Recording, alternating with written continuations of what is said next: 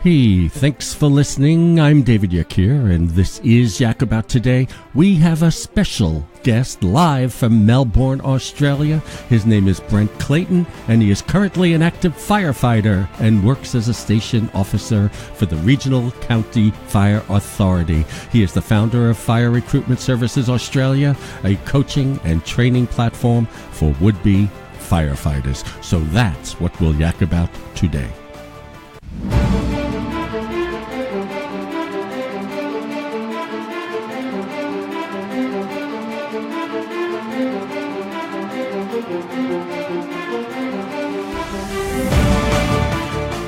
What's up, everybody? David Yakir here for Yak About Today, hoping you are better, healthier, and more informed than any generation that came before. So if the years 46 to 64 mean something to you, then this is the place you want to be. Now put your headphones on, go for a run, and listen to what we yak about today. And we're back. As promised, I'm David Yakir. You're listening to Yak About Today, and I've got Brent Clayton here. He's got an extraordinary history over in Australia. He's a former soldier. He's an active firefighter. He's an author of so many books I can't keep count, and he's a passionate fire service recruitment coach, and he's a mentor, and not of course, but you would know this, but he's founder of Fire Recruitment Australia. So, Brent, welcome all the way from Australia. Yeah, thanks, Dave. Thanks for that that introduction. It's very nice. My pleasure. And I want to say, when I started reading up on you, I was amazed. So when you were first introduced to me, I'm sitting there thinking, he must have really learned a lot, based on his firefighting skills.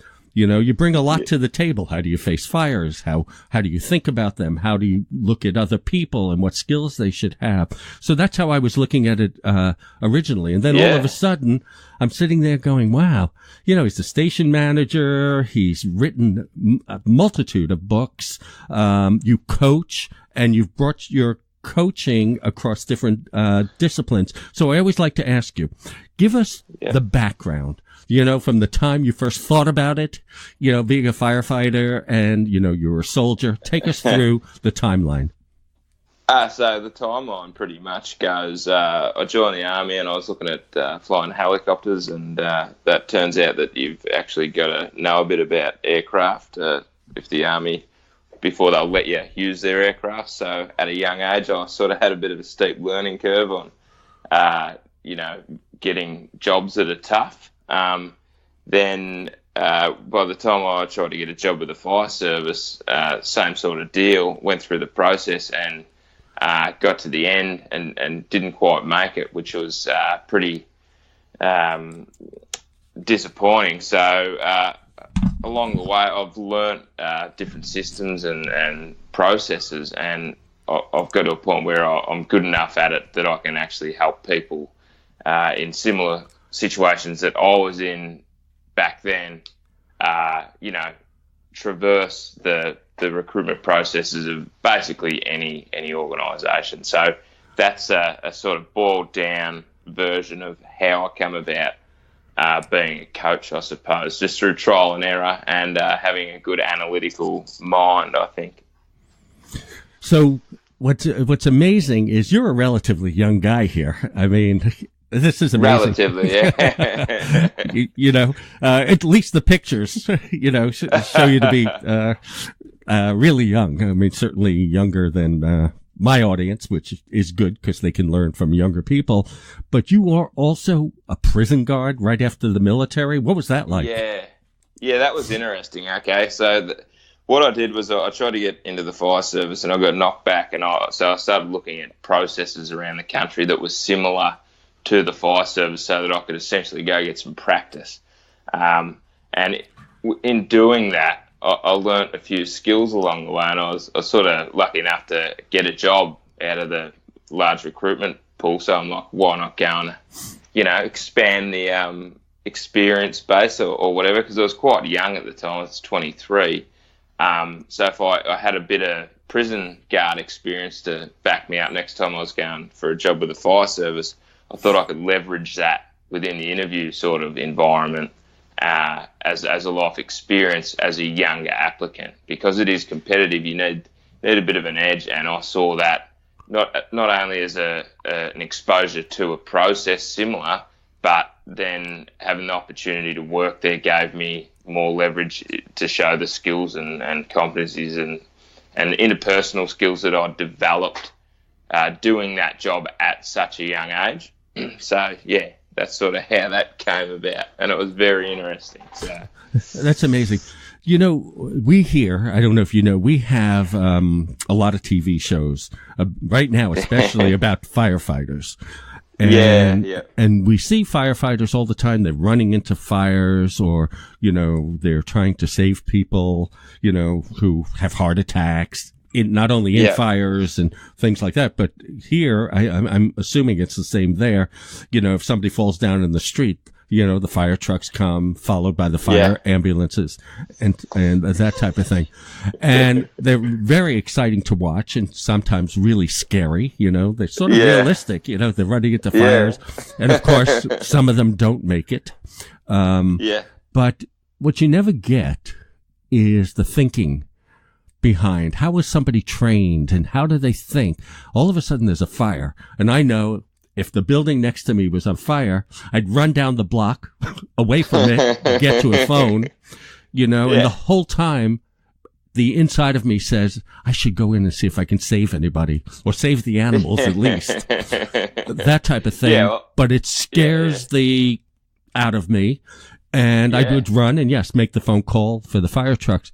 What is going through your mind? How do you think about this type of thing? Well, it becomes an automatic sort of response or thought process that you sort of taught along the way. But in my mind, it's almost sort of automatic. Obviously, life's priority, and then it goes down the rank from there. But once you've done it for quite a while, it just becomes, you just slow things down. And the way I approach it is to literally slow it down so that you can make informed, precise decisions based on the information that you've got. So, because like you said, you run down the street, people behave differently around emergencies, so we need to be able to conduct ourselves in a manner that allows us to do the best job that we can, and that means keeping a clear head and understanding what the priorities are and what's going on. Because when you're coming from outside that environment, the biggest key is to figure out what is actually happening. Do you know what I'm saying? Yeah, I do. And it's interesting you say that, because, that you're bringing up a subject that I guess that's one of the traits firefighters have, and probably the police also, and probably people in the military, which is where you come from. I don't think we're ever trained, and this is probably what you coach people on. I don't think we're trained, the general public, I'm saying, on how in some kind of emergency, whether a small one or a large one, how to stay calm, put our thoughts together, because at that point you become, most of us, not you obviously, and probably the people you serve with, most people become irrational. They don't know how to think things through in an emergency, and I'm assuming that's part of the type of coaching you do. Yeah. So in some ways, Dave, it is. But I think what you're saying, I believe there's sort of a couple of types of people, and some people are just automatically good at dealing with adverse circumstances, like you're talking about, and the majority are not. Like you said, they start being irrational and so on. Or the other way is being exposed to it a lot. So if you're exposed to a certain type of thing a lot of the time, well, it becomes normal, so then you can be rational about it. So, not everyone's automatically suited to this role, but you can be taught and exposed over a period of time and become good in those environments. Does that make sense? It does. I'm just curious about one thing, though. Obviously you have intense training, and if you've done it for years, you have a lot of experience. What happens if you're faced with an emergency that you haven't been trained for, and it may be the first time you've ever experienced this. And the reason I'm asking is because, that's where I guess your mental faculties come in, the way you process things, the way you do things. And I'm just curious, what happens in an unexpected situation that you're not trained for? Well, definitely. I think you've almost nailed it. And they're more common than you'd think. Like, there's always a twist, you know what I mean? It's never just a house on fire or a car on fire. There's always something crazy thing about it. So the way I deal with it is you've just got to remember who you are, what you're there to do, and narrow your focus so that you can calmly take the appropriate actions. Like, if something's outside of your scope or it's bigger, then you need to understand the steps you need to take. And they might be small steps, and it might be out of hand. Like, it might get worse before it gets better. But you need to be able to understand that that's what's going to happen, and that you're Johnny on the spot for that particular period of time, and be okay with that. Like, it might not be okay, but you flipping out and starting to be irrational and yell and carry on is not going to contribute to it being okay. Do you know what I mean? So even if it is, out of the ordinary, and maybe it is getting worse before it gets better, you just got to be able to sort of zoom out and go, right, what's going on here? What actions in the positive do I need to take in order to, start making this situation better? That's really great. You know what I want to get to, but we're going to take a break now, Brent, for our sponsor and our advertisers. But awesome. I'm just curious how your experiences and your coaching goes to people or could benefit people outside of the firefighting experience. But we'll do that when we come back. I'm David Yakir. You're listening to Yak About Today, and I'm with Brent Clayton, founder of Firefighter Recruitment Australia. I want to take a moment to talk to you about New Vision Eye Center. For the last couple of years, they've been a sponsor of this show, and I couldn't be prouder. I've met so many people that have walked up to me and thanked me for recommending them. I hear all sorts of stories about how they've worked miracles. And as you know, I've been a patient of New Vision Eye Center for years. So when I say go see Dr. Minotti, Reinauer, Tate, and O'Brien, it's because I wouldn't trust my eyes to anyone else. And we are back. I'm David Yakir. You're listening to Yak About Today, and I've got the great Brent Clayton, ultimate firefighter from Melbourne, Australia, with us. And it seems like a long way off, but we are connected by this miraculous thing called the internet. And what I didn't realize, and I really apologize to you, for some reason, and I do it in the States all the time, I'll interview somebody and in California, and we're only 3 hours apart, and they'll say, well, I can't get up that early, or it's a little late, and I go, oh, I forgot about the 3 hours, but you're 100 hours apart. Or something. Yeah, I think it's tomorrow. It's tomorrow here, isn't it? Or something like that. That's right. So what time tomorrow is it? So it is about 6:30 a.m. Without looking at a clock. Early-ish. Oh. And you can still articulate thoughts. That's pretty good. Well, I got up at 5:30, in anticipation, just so I could, be awake. But that's a sort of an early-ish start for me, which is fine because you got to do things that are out of the ordinary to get results that are out of the ordinary, in my opinion. So this is all part of that, Yeah, I actually get up at 5 in the morning every morning. It didn't originally start because I wanted to. I just have a dog that insists that 5 o'clock is the time. But it did the boss. That's right, the boss. You got it. It did teach me to enjoy the best hours of the day, which I believe, like 5 to 8. Yeah. All right. So let's get back to this. So, you've translated this experience as a firefighter. You recruit people. You've written books on recruitment and looking for certain qualities. And I want to get to that in a second.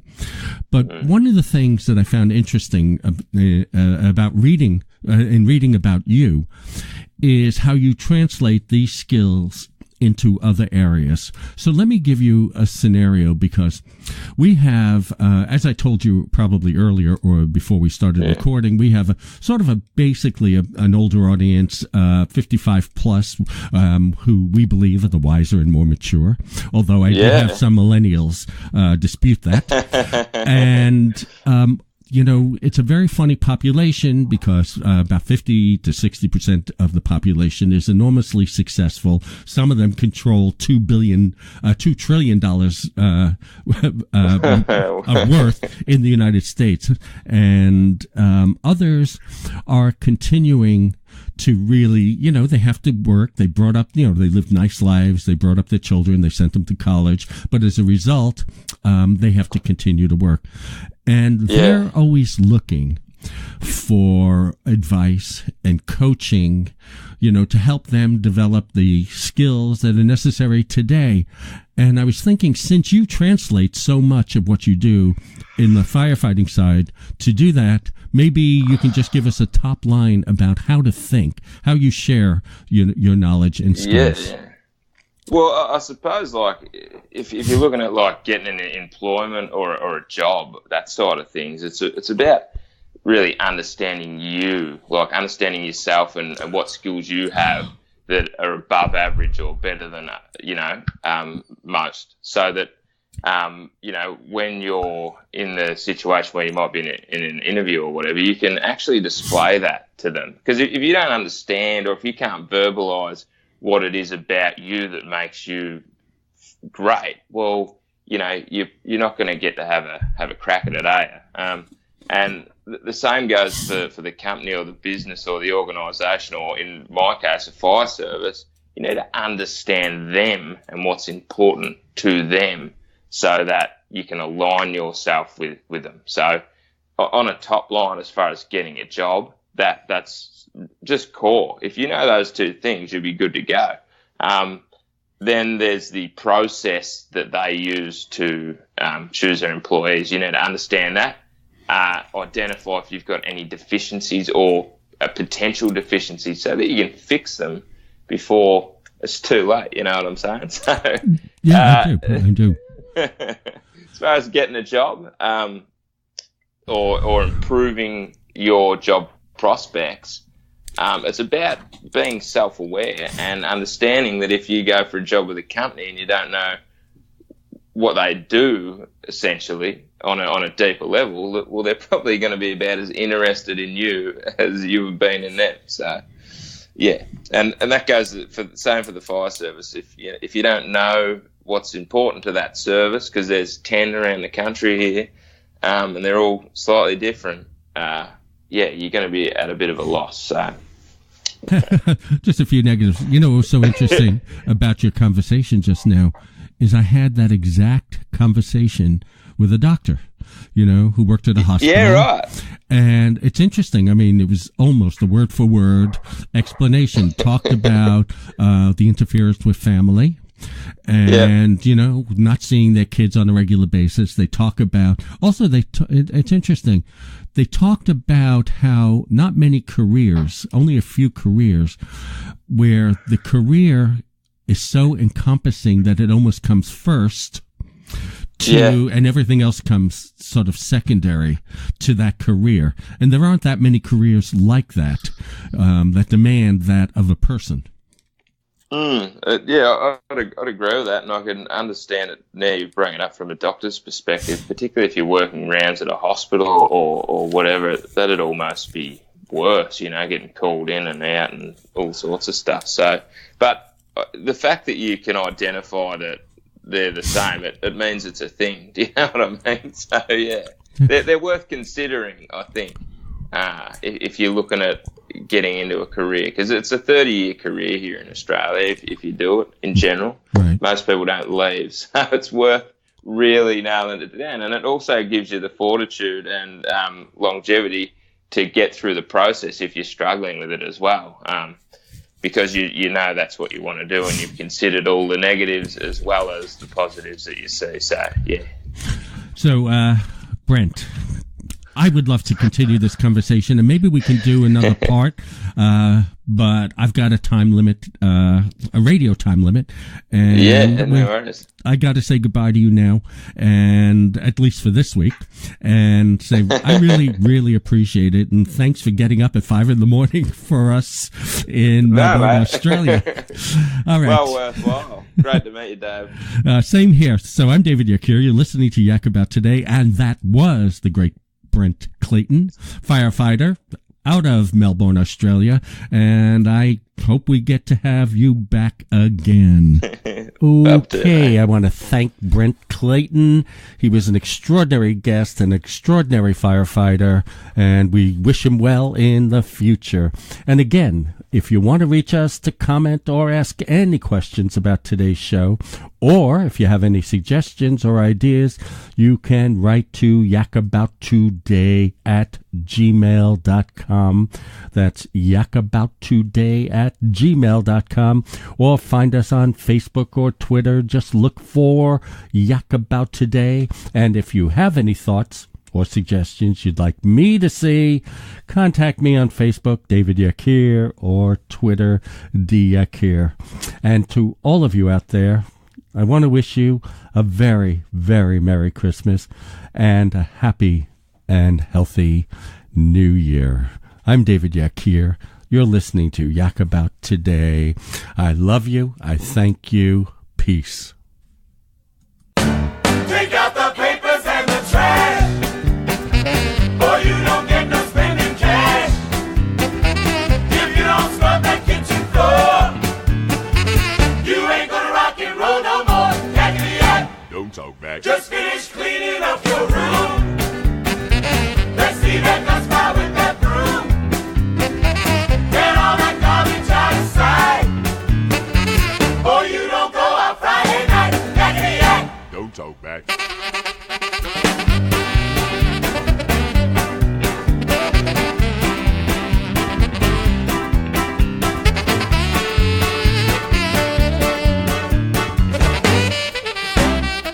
Don't you give me no dirty looks. Your father simply knows the cooks.